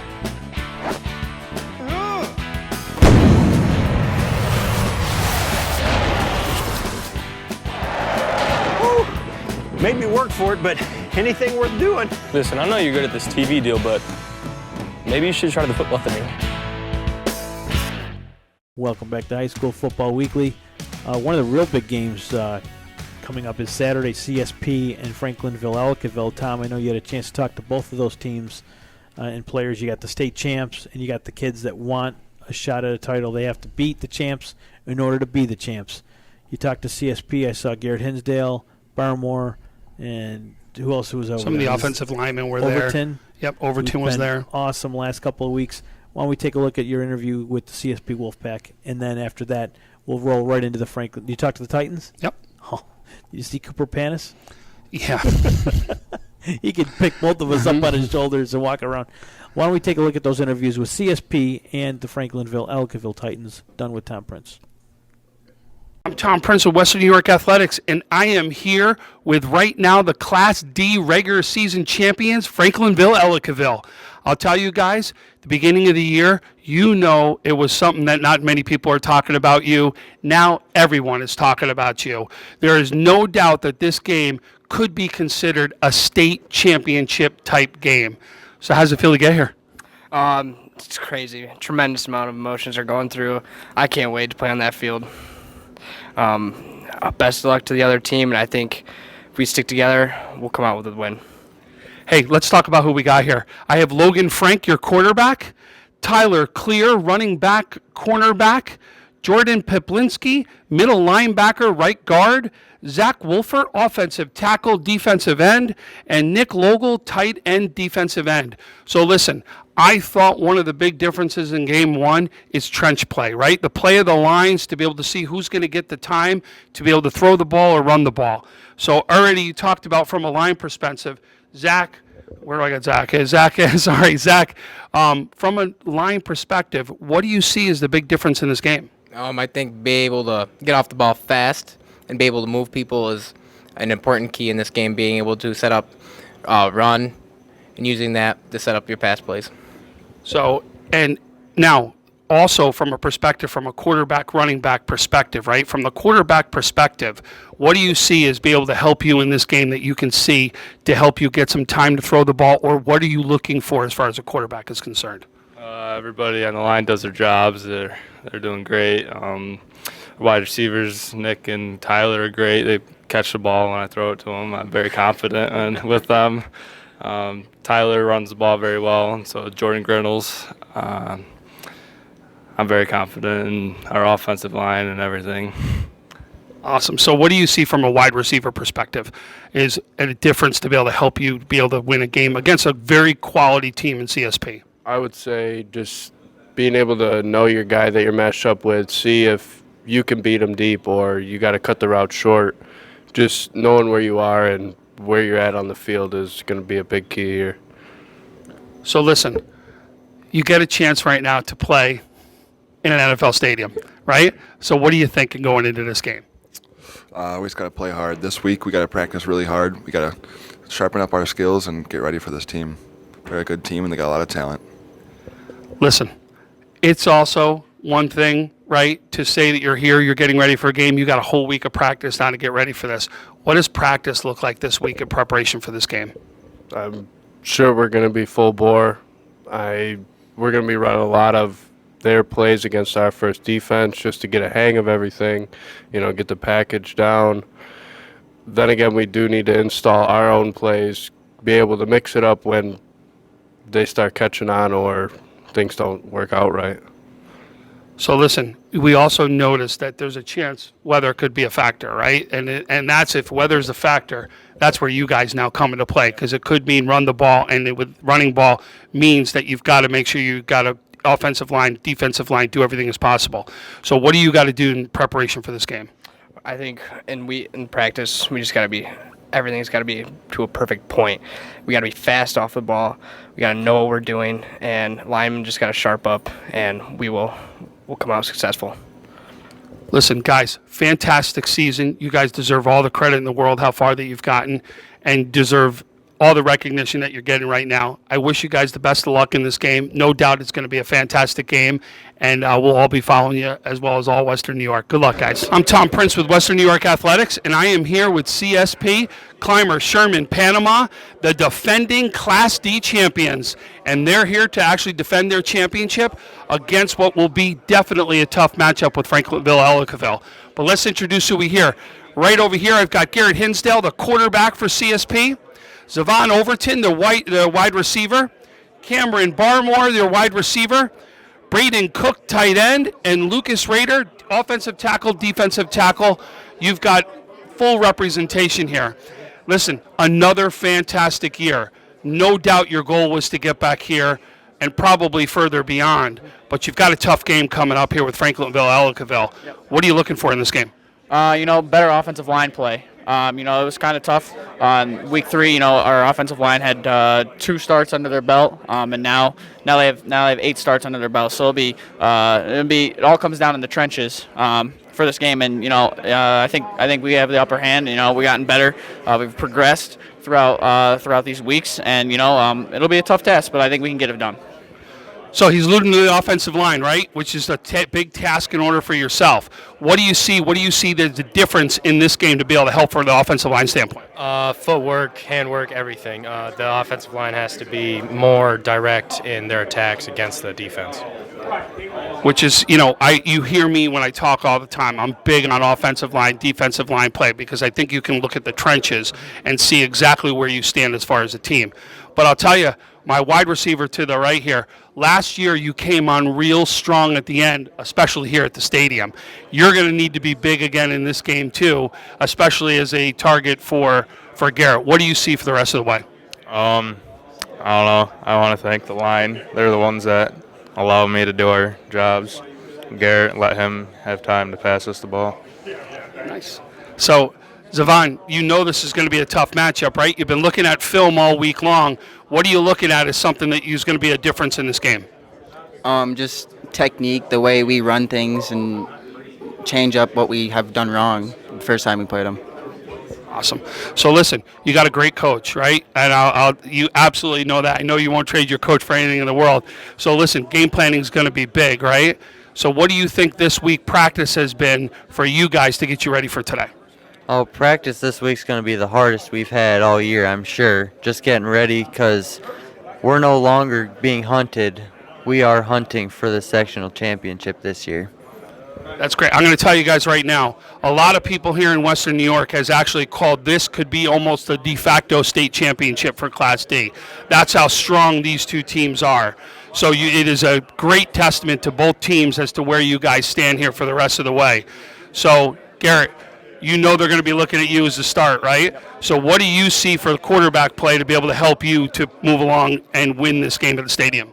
Just get the ball out to my athletes. We have a ton of athletes on this team, and some of them aren't here today, but we got athletes all around the board. Savon had 3 touchdowns last week, and he had a punt return for a touchdown. And Cameron's the athlete. Cameron's the best athlete in the state, in my opinion. So I'm going to get the ball out to the athletes. I'm going to get out quick. And we're going to let them work, let them do their thing. So So listen, not only you got some great athletes around you, and there's no doubt what I see here is one of the best teams that we could ask for, but also led by a great quarterback. So don't downplay yourself there, even though great job of recognizing your teammates, because you guys got a team that can compete, and I'll be very excited to see what happens in this game. So listen, I wish you guys the best of luck. Good luck in there in your goal. Good luck the rest of the way, and we'll be watching you, and all Western New York will be watching on Saturday early on, right? All right, guys. Good luck, okay? I bet you want to catch every single game from New Era Field this weekend, and you can. Well, you can hear them all. The WNY Athletics broadcast schedule for this week, all 5 football games from New Era Field will be available on Mixler.com/WNY Athletics. It's a free subscription. Doesn't cost you a penny. All you got to do is go to Mixler.com, create a subscription for yourself, and then search WNY Athletics. And when you do that, every time we go live, no matter where it is, no matter what event we're doing, you'll get an email notification. You'll be able to listen to that broadcast. This week we're doing all 5 games from New Era Field, starting Friday with the Class B championship, and then all the way through the Class C, D, B, A, double A. We're doing them all. Is there an F in there? There is? I think so. Either way, we're doing all the games from New Era Field. Check us out, Mixler.com/WNY Athletics. After every game, go to our Facebook page to catch Tom Prince with his interviews with the winning teams.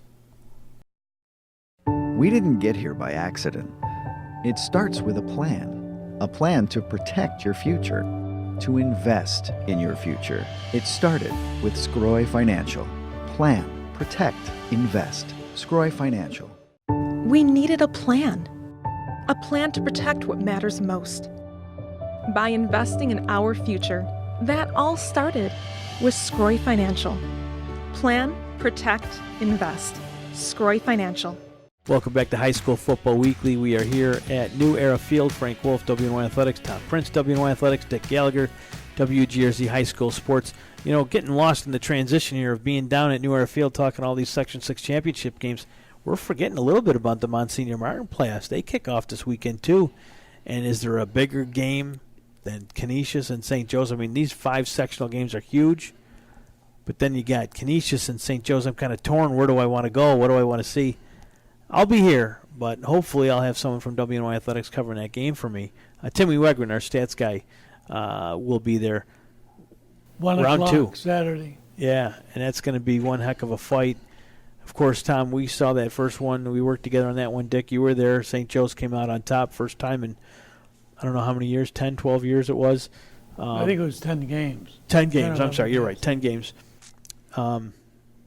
This will be nothing like the first one. I expect Canisius to be a lot more physical, a lot more pumped up for this one. I don't know how they're going to do on the injury. I know they got a couple injuries there. But still, I know it's going to be a different Canisius team St. Joe's runs into. But St. Joe's, they've got the confidence now. They know they can beat them. And those 2 edge rushers, the physical play of their line, some of those skill positions, Wisniewski, Klein. Man, this is going to be an awesome game. What's your thoughts? Yeah, I think Callum Withers has really got better every game. And if you take their receiving core with Klein, with LeMayo, they've got some speed, and I love watching the rivalry games because it's like smash mouth football. No one likes each other, and they play the game the way it should be played, and they give everything on the field because you can be 0-8, but if you beat your rival, that makes the season, and everyone is looking good. So I just think Micah Brown can be the big playmaker for St. Joe's on both sides of the ball to make a difference in this game. What do you think, Tom? Well, I'm going to look at line play. And I do, as most games, it'll be the first one I look at. First thing, it was almost over 100 degrees the first time they played. It'll be a completely different game, much cooler, and you're going to be able to see these lines play much differently than they did before. I thought going into the season, the advantage in line play was going to go to Canisius versus St. Joe's. I think St. Joe's has the advantage on lines, especially because Canisius, once they leave their heavy line and go smaller, St. Joe's will have the advantage on the line. What Canisius has got to do is step up on that small line and be able to have an impact with their smaller line when they sub out their bigs. That's going to be the first thing I'll look at line play. But I agree, if the line play wins, Brown is definitely going to be the difference in this game. But on the flip side, Canisius can run the ball. They can run the ball, and they've got some dynamic people that can run the ball from the quarterback and the running back perspective too. What I want to see from Canisius is put the ball in the air. If they have to put the ball in the air, can they do it and be successful putting the ball in the air? They've got some weapons on the outside. McMillan, we haven't seen a whole lot of, but he's a tremendous receiver if they can get him the ball. But JoJo Dixon's been running the ball very well, and we already know Baker can run the ball. To me, the key player for Canisius is C.J. Oslins. I saw a tape of him, and he just was unbelievable. He only carried the ball for 2 touchdowns this year, but he's like a bull in a china shop running. He is so quick. He reminded me of watching Pataki against, Bennett the other night. He wound up with 14 tackles, 4 pressures. He just was off the chart. And Oslin is that, and I wouldn't be surprised if he went Division I AA in college. He's that good. So it should be another tremendous game, as it always is. This one is at St. Joe's on Kenmore Avenue. Get there early because parking will be tight. And if we can see how that might be streamed on NFHS. I know St. Joe's has a partnership with them, so you should be able to see that game on the NFHS network, or you can follow Timmy on Twitter or Monsignor Martin. Pete Schneider will probably tweeting out scores here and there. That's the other big game going on this weekend. We'll talk about that later down the road after we see who wins to see what, because St. Francis is waiting in the wings. And then the other game is St. Mary's and O'Hara, and the winner there will play Timon on the 16th, I believe, out at UB. We'll be there covering both of those games if they happen. So best of luck to those teams and the Monsignor Martin this coming weekend. Back to Section 6. We're here at New Era Field. The WNY Athletics crew, we're partnering up with Dick Gallagher as we usually do once a week. Gentlemen, final thoughts on these 5 games as we head into sectional week here. Who gives, outside of these 5 games, who gives Western New York in Section 6 the best chance at continuing through Section 5? I think the winner of Class D. I think Southwestern. I think Western New York Maritime Health Sciences. And whoever wins the South Park McKinley game. And I think that the game that'll be interesting to watch is the AA game, having to compete with Rochester, who's got some really good football at the AA level, particularly with McQuaid and Aquinas. Yeah, I mean, that's always the tough one. You know, if we can get past Aquinas or McQuaid, whoever comes out of 5, they should have another good shot at least getting to the state final. So we'll have to wait and see.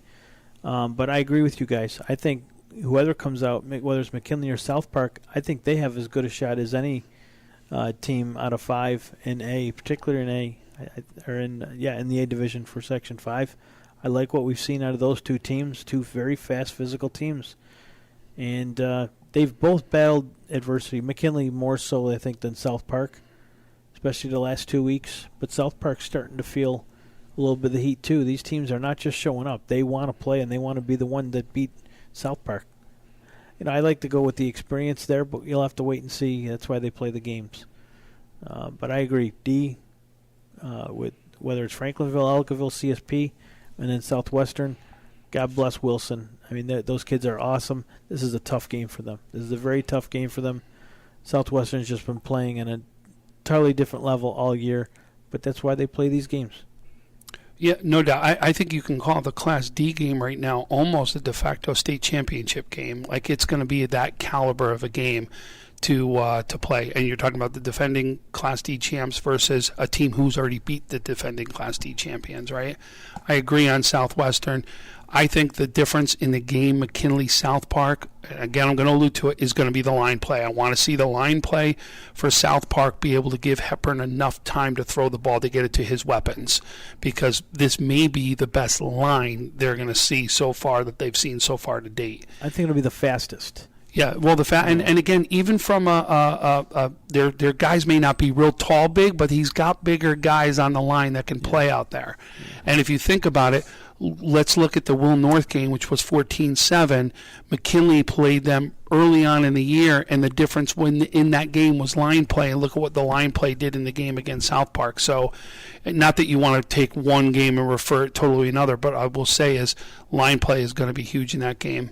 I think that when you take a look at 5 games, whoever avoids turnovers and penalties is going to be able to win that game. And I don't care which class it is, unless there's a team that is so good that they're just going to dominate. But when you see that, because when you look at it, for example, when North Tonawanda won, I think they beat Lancaster 54-7 in the championship game. They wound up winning the state championship. Going into that game, no one thought the Lumberjacks had the talent to be able to win the state championship. So you never know. Weather's supposed to be iffy, like it was last year. Thursday and Friday, those games were torrential downpours. They were cold. Tom, you were right in there. You're a real trooper down there on the field interviewing those kids. Definitely wear a sweater this time around. It's going to be. You know me, I'll figure a way to stay warm, but I will say is look at last year. What was the difference last year was the running games for a lot of teams. Remember what Cleve Hill did last year from a running back standpoint? Running is going to be huge in this game. All these teams can run the ball. Every one of those teams can run the ball. So it'll be interesting. I don't know if we'll see a lot of airing it out or not. You may see that with CSP. Garrett Hinsdale can throw the ball pretty well. Maybe see that a little more with Lancaster, but all these teams. You can see in that both Lancaster and Orangeburg. Yeah. Manziel and Sharp both can throw the ball. In fact, Manziel brings up in the interview that you're going to hear is, hey, we can't have 4 turnovers against any team, and that's the difference. So exactly what Dick said is you can't have 4 turnovers and expect to win a game. So again, it'll be the battle of the turnovers, the battle of the defenses. Both defenses are very, very strong, both Lancaster and Orchard Park, and it could be the difference of a running game or who can move the ball a little bit better. And the key in the first game, Lancaster's up over Orchard Park, third quarter, they're on their 10-yard line, and then a ball gets tipped, Manziel gets intercepted, runs back to TV for 30 yards for a touchdown. The whole momentum of the game changed then, and then that wound up with the Quakers winning. And no one wants to see any turnovers, but they're part of the game, part of football. And then if you look at Orchard Park and Bennett, 16 penalties, 8 apiece. If you do that in a championship game, you're not going to be winning the game. Well, that's going to do it for another episode of High School Football Weekly. For Tom Prince and Dick Gallagher, I am Frank Wolf, WNY Athletics. Enjoy all of the games this weekend. Again, all games will be live on Mixler.com/WNY Athletics. Don't miss a minute of the action. Tune into Facebook after each game because Tom will be doing all those interviews that he does on the field with the kids. It's one of the coolest things in high school football, especially in this area, and the kids love it and appreciate it. So I'm looking forward to that. And that's going to do it for us. We will see you next week, everybody.